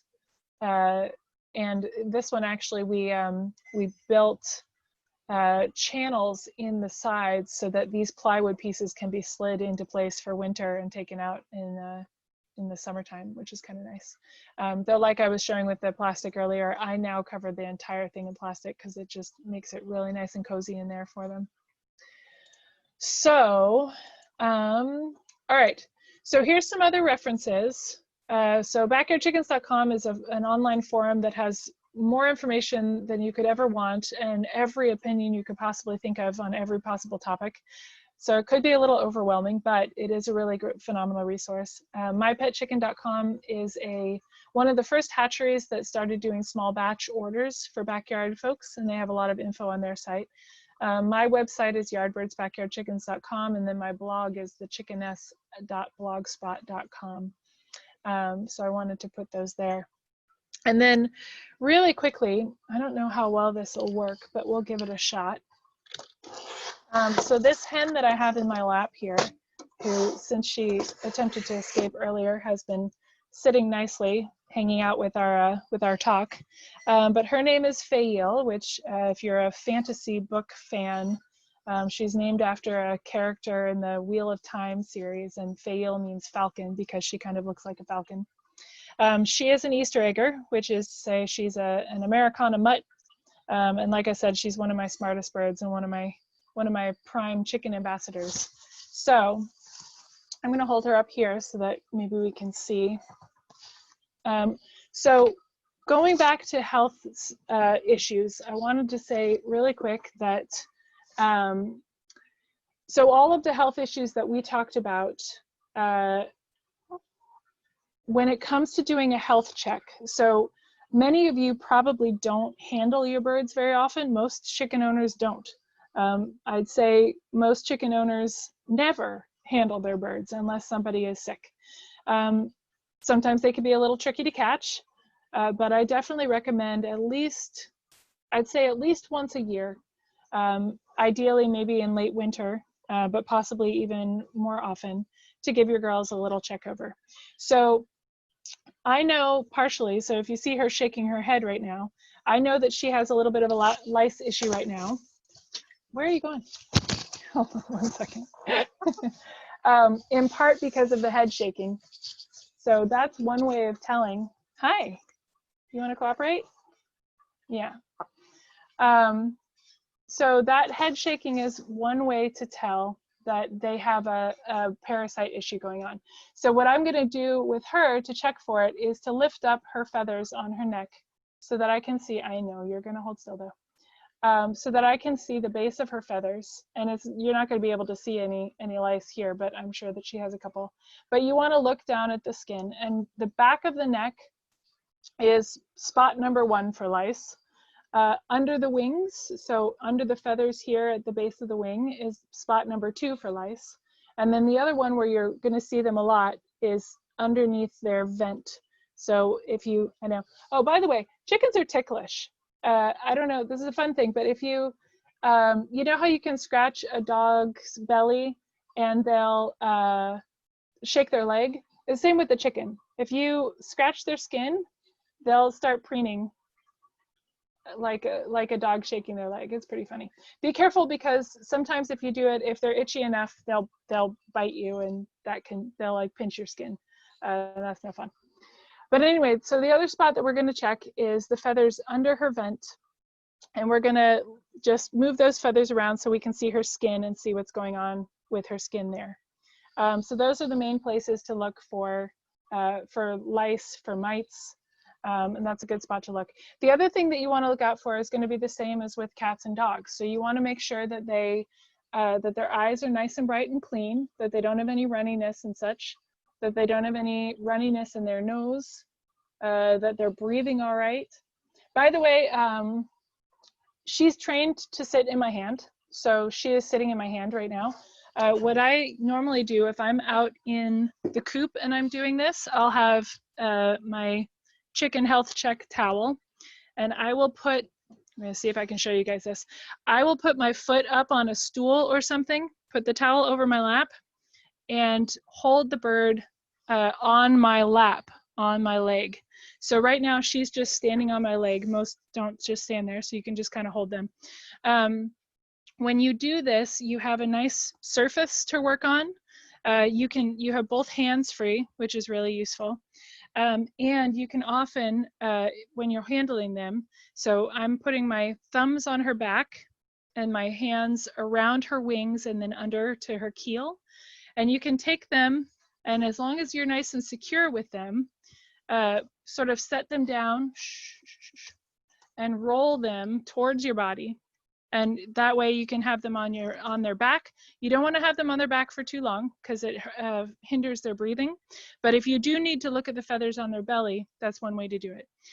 You can also just sort of have them held there on their side, and that's a really good way, I know, to look at the bottoms of their feet. Though honestly, to look at the bottoms of their feet, it's easier and better for them if they're sitting like this. You can just hold them against your body so that they're secure, and you can grab one foot at a time and just kind of stretch it out behind them, and then have a chance to look at their feet there. What you're looking for on their feet is that you want to make sure that their pads are all good, but you're looking for signs of bumblefoot, which is a thing that is effectively just a bruise or a scab on the bottom of their foot. Bumblefoot most often shows up in your heavier birds. So she has never had it. In fact, none of my Americanas or Easter eggers have ever had it. The only ones I've seen it in are the heavier bodied birds like the Plymouth Rocks, Orpingtons, Morans, salmon faveroles, some of your other bigger heavy bodied birds. The way that the bumblefoot that they get it is usually if they're jumping down off a roost or a perch that's too high onto a hard surface, they'll bruise their foot. Sometimes it's because they've gotten like a splinter or a cut in their foot otherwise. So for that health check, so what I'm doing every time I do a health check, I'm physically handling every bird in my flock. I'm putting them on my leg for a second. I'm checking them for signs of parasites, for those feather lice, for other body lice. Again, on the backs of their neck, under their wing here. I'm looking at their vent to make sure that that's all nice and clean, that there's no lice or other issues, that they don't have a whole lot of dry skin, which can also be an early sign of lice issues. I'm looking at their legs and feet, and I'm generally sort of getting a sense of how their respiratory system is, and that their eyes and mouth and nose seem nice and clear. If you do need to look into a bird's mouth, my favorite technique for doing that, I'm going to turn her around so she's this way, but it's really rare that you would need to do this, but you can grab their head. So I'm making just a circle with my thumb and middle finger.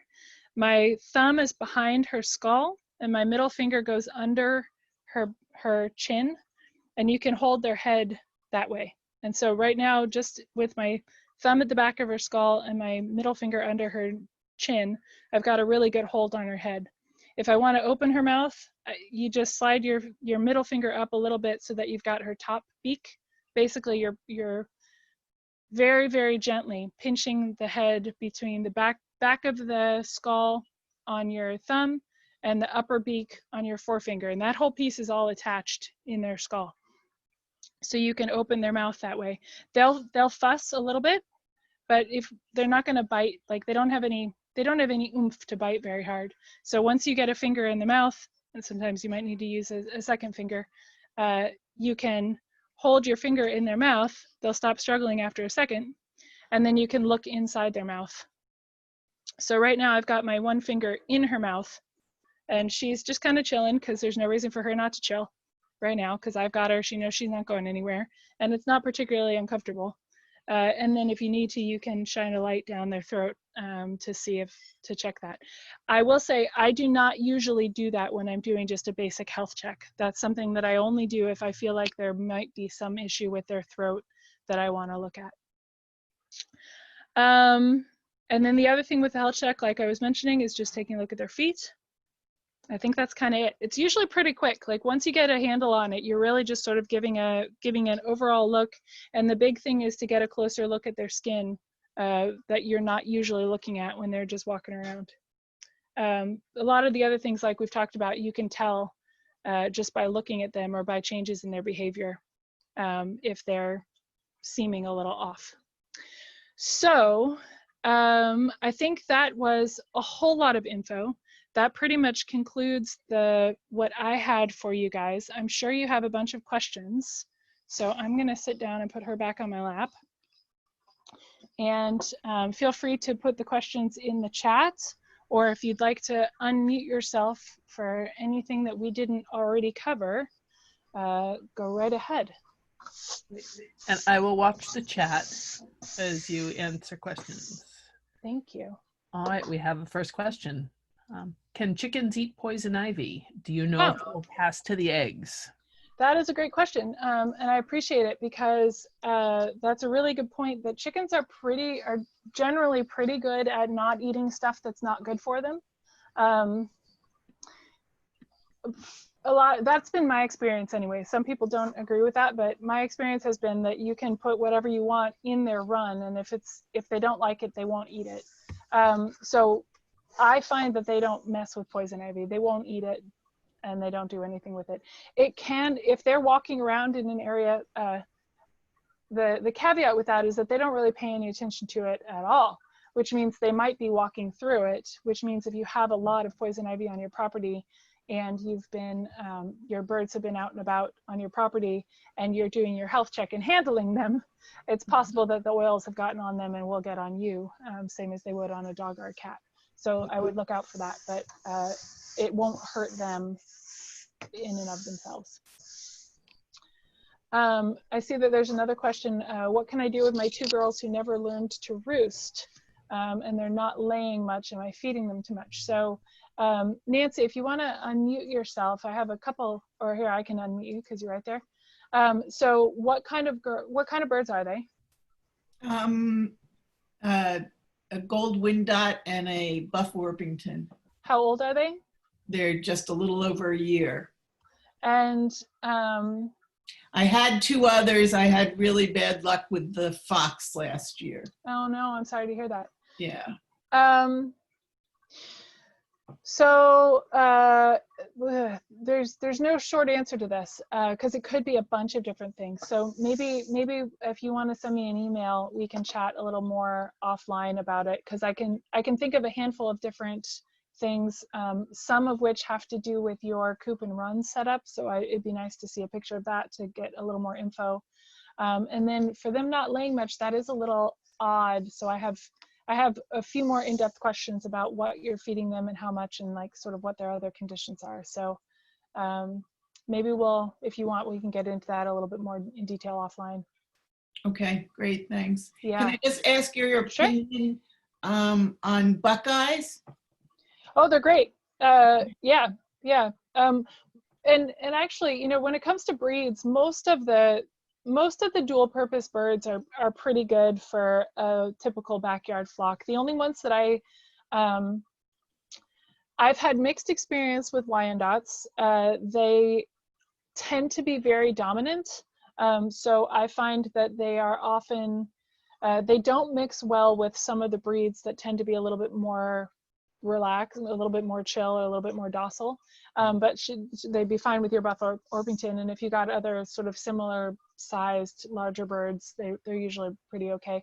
And the other one is leghorns. So leghorns are by far our best laying breed that we have, but they're a smaller bodied breed that can be really, really skittish. So depending on, there's a couple bloodlines in our country that are have been bred to be a little more tame and more relaxed. But otherwise, in a small, confined microflock situation, leghorns can be a little, sometimes they just never chill out. So it's a little stressful for everyone, because every time you go out in the coop, they're freaking out like, oh my God, you're gonna eat me. And they just never quite relax like the rest of your flock, which can be a little bit frustrating. So, but they do lay really well, which is why everybody likes them. And like I said, there certainly are exceptions. There are a couple breeders that have worked on them to do a little better. But yeah, buckeyes are great. Rhode Island Reds, New Hampshire Reds are great. Easter Eggers or Americanas are great. Yeah, there's lots of options. And I think that's on that outline too. Okay, I'll be in touch with my details. Thank you so much. Thank you. So there's a couple other questions I think that have come up on the chat. The best way to train your chickens to stand on your wrist? So my girls, I do a lot of, well, not lately, but I often do a lot of public speaking situations. And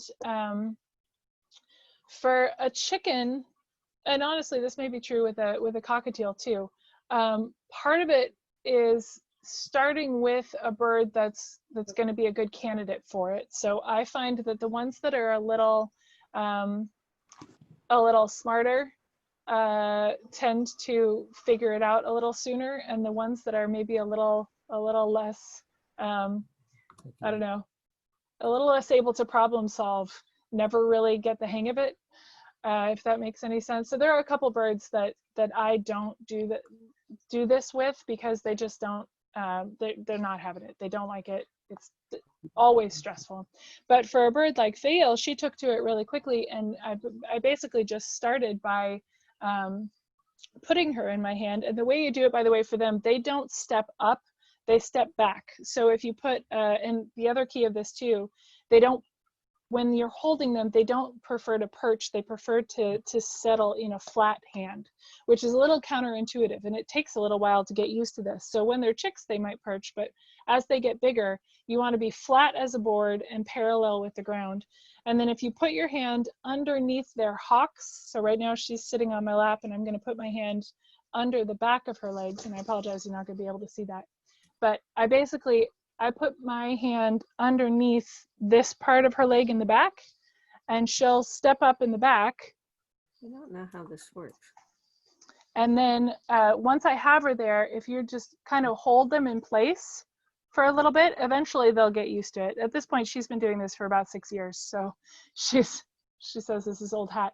But so I'll do events and have them sit in my hand, and I'll have a hand loosely on top of their back just to kind of let them know that I'm there and that they're secure and they're safe. And there'll be a dozen kids running around, you know, circling them just to pet them and hang out and stuff. So I generally introduce them to that situation slowly over time. But so I might start with like taking them to a class where I'm just holding them for, you know, just me for a little bit, and then having people just pet them for 5 or 10 minutes versus working up to having them sit in my hand for, you know, half an hour. They're also really heavy, so it's a really good arm workout if you need, now that we're all home quarantining and not able to go to the gym. You can do chicken presses. But yeah, so it takes a little time, and I would introduce them to it slowly, but start by just having them stand in your hand and put your hand on their back and try to get them to kind of settle down so that they're sitting right in your hand with a flat hand, and that tends to help.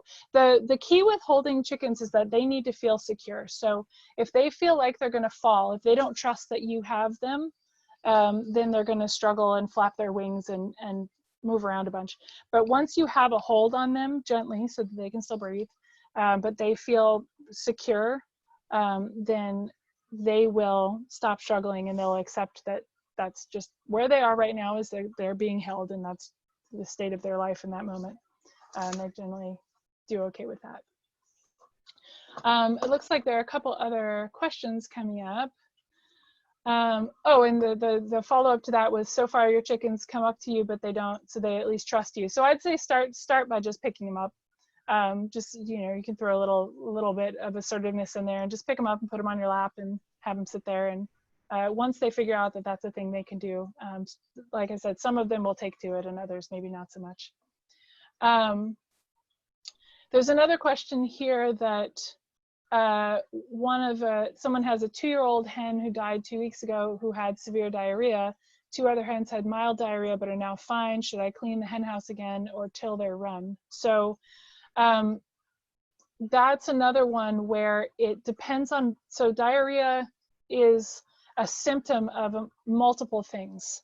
So without knowing more info, it's hard to say. Like cleaning the hen house couldn't hurt. Tilling the run won't do anything to get rid of anything that's there. It'll just make it, you know, looser. What you probably want to do, I would recommend for your remaining hens, if you're able to do so, take a fecal sample to your vet and see if you can get a diagnosis for any internal parasites and see what's going on with that. Internal parasites by themselves are usually not enough to kill a bird. So the one that had died, I'm sure you've disposed of the body at this point, so it's too late to do a necropsy, but it would be nice to have known more about what was going on with her to know what to do for your current hens. But if they don't have diarrhea anymore and their behavior otherwise seems fine, I'd say they're probably okay, but I would recommend getting a fecal sample just to check. And then of course, keep a really close eye on those two, and look out for any of those NQR symptoms. It may be that your other one had other symptoms too that you just weren't able to see because they are really, really subtle sometimes. So I hope that helps. Let's see. There's another question here for a rule of thumb for how much open venting should there be in the coop during winter. This is in southeastern Mass. For all of New England, so this is one of those topics where there is vibrant discussion and debate all the way from all coops should only have 3 sides and have at least one side fully open all throughout the winter in northern Michigan, to coops that should be completely sealed up except for enough ventilation for air circulation. And I personally tend more towards the seal it up a little more school of things. But part of the reason for that is that there are some other facets that go along with it. So frostbite in the winter, one of the big things that you are trying to avoid is frostbite. And frostbite happens, it's a combination of cross breezes, draftiness, and moisture. So the general concept is that you don't want excess buildup of moisture in your coop in the wintertime when it is all closed up. So you want enough ventilation that there's air circulation going on. But you don't want any cross breeze draftiness at all, because that's when basically, if you think of it this way, their feathers are really, really good at insulating their body. But if you have wind draftiness, then you're removing their ability to have that sort of protective layer. It's sort of getting rid of all of their heat while they're sitting there overnight. So what I tend to recommend is have, well, let me back up a second. The other facets that you're looking for are how many birds do you have in how much space, and how clean are you keeping it on a regular basis. So if you have 50 birds in a 4x8 coop, you're going to have big problems no matter what kind of situation you have. You just have way too many birds in way too small a space. You'd have to be cleaning that every day, like every single morning, for there not to be ammonia buildup from the poop that they're producing in that small space. But you're also probably not going to have enough bedding to absorb the excess moisture. The type of bedding you use is another factor. So, and backing that up, that's where that 2 to 3 square feet per bird of number comes in. The type of bedding that you use makes a big difference too. So I actually don't like using any kind of straw or hay in the coop or nest boxes. I only use pine shavings for everything. It's cheaper, but also pine shavings are fantastic at absorbing moisture without getting moldy and rotting, whereas hay and straw tends to get moldy really quickly. The other thing with hay and straw is that grasses have a hollow leaf shaft, and so they can harbor parasites. So if you're having mite issues and you use hay in your coop, I would get rid of the hay and switch to shavings, because the mites can hang out in the hay or straw pieces. But so that's another factor of that ventilation. So if you have your coop more sealed up so that you're preventing those drafts so that your girls can stay nice and toasty in the wintertime, then you want to be sure that you are giving them nice clean bedding that's going to be absorbing moisture, and that you're cleaning it on a somewhat regular basis. I guess that's a more straightforward way of saying that.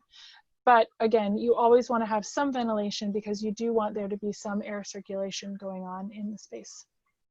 So I hope that helps answer that question. Some other questions here. Are fly larvae as rich as mealyworms? Yes, they are. Probably even a little bit more so if they're fresh and alive. Fly larvae are great. If you have, I mean, not that this has ever happened for any of us, but you know, sometimes when you maybe leave that trash bag in the trash can a little too long outside, and maybe you get some maggots and stuff, your birds will go nuts for those maggots, and that's great. They can eat them. There's no harm to that whatsoever, and they will happily do that, especially if that happens in the fall when they're molting and they're trying to use all their resources to regrow feathers, and that's even better. Sort of an extra little supplement for them, so that's great. There's a question about pecking, how to treat it or stop it. So if your birds are pecking at each other, that is a symptom of something else going on. So either they have mites or lice, and the other birds are pecking at the parasites. If it's a little like, oh, can I eat that kind of pecking, but then they're pulling out feathers. There may be parasites. It may be that if your space is muddy. Sometimes your lighter colored birds, if they get a lot of mud on them, then again, the other birds think, oh, maybe that's something I can eat, and they'll peck at their feathers. If they're pecking in an aggressive way, it probably means that one of a few different things. Either you don't have enough space and you need to give them more space in the run. Another thing you can do for that, and there was a question earlier about enrichment in the run. I am a big fan of providing visual barriers. So let's see if I can draw a little sketch of this. I will take a piece of plywood and put a couple 2x4s at one end.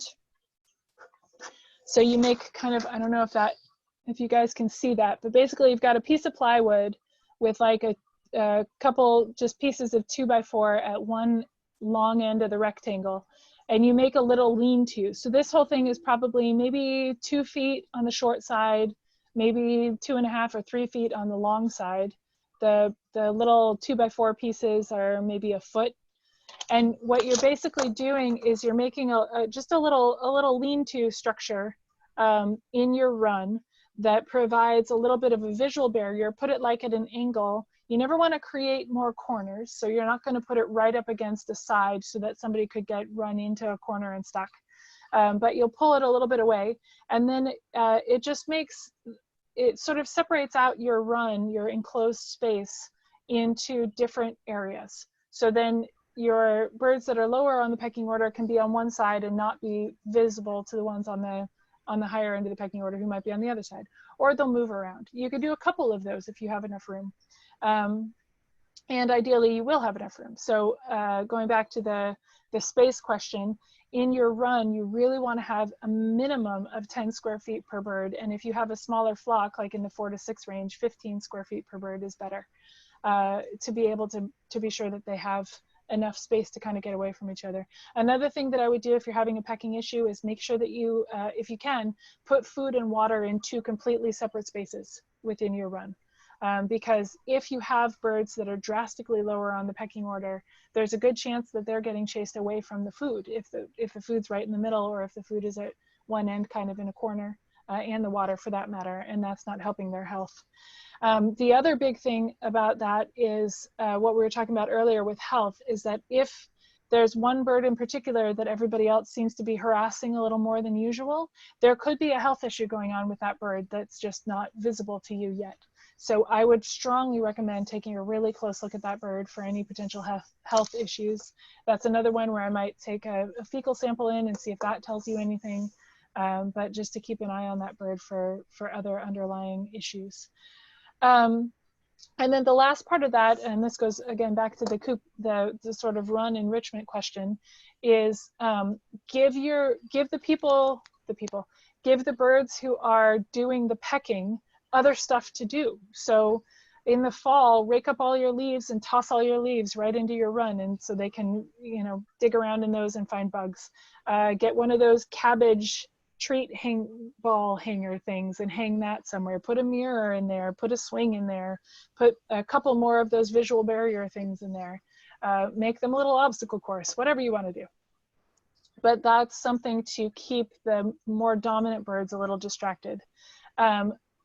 Though I'll go back to again that if there's pecking happening, it's because there's some other underlying issue. So I think that giving them enough space and making sure that bird is not ill are probably the causes, and the distractions and visual barriers and other stuff is going to be just a sort of a secondary part of the solution.